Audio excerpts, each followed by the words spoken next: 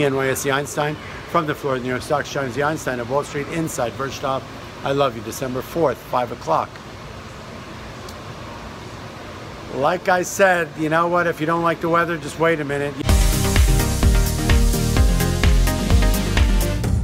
Yesterday, we saw a bit of a drive-by interview with the president, who completely tossed this thing out, caught everyone by surprise, that we're not going to have a deal till 2020. My gut is he's going to hold that ace in the hole card of a deal with China until November 1st, 2020, to basically try and resurrect his candidacy for President of the United States. Whether that work or not is soon to be revealed. All that being said, yesterday was the day where everyone sold. We did rebound off the lows of down 500. As I always say, the most irresponsible dissemination of economically sensitive data through a tweet, through an impromptu news conference, through a drive-by. It is ridiculous. It compromises the integrity of our markets. It is keeping the big players on the sidelines. It is absolutely irresponsible. That's not how you do it. And that's why you're seeing yesterday down 500 and then today, quoting an unknown source at 4 a.m. that the phase one deal with China is closer than you think. Yesterday, we don't have anything till 2020. 3 weeks ago, we didn't even know about phase one. This morning, we now have a deal with phase two, phase one, whatever the heck it is. Stage one, phase one, it's ridiculous.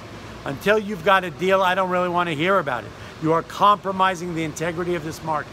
It's December 4th, down 500 yesterday, up 300 today. You know, it's crazy. That's just irresponsible. Market rebounded off yesterday's lows.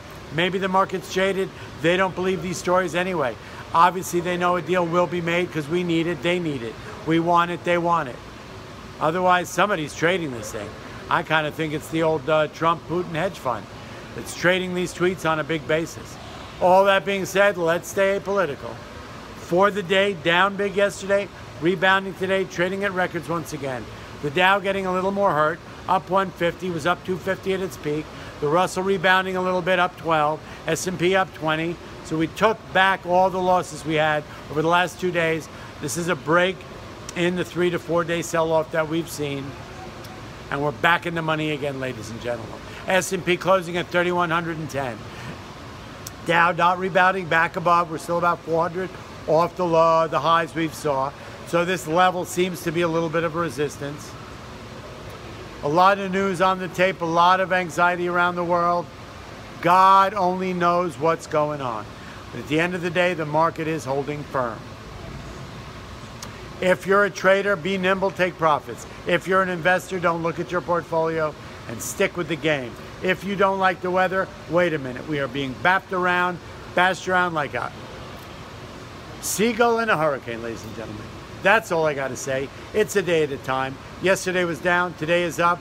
Who knows what tomorrow will bring? We are a tweet away from a 1,000-point move, up or down. Let's see how it goes.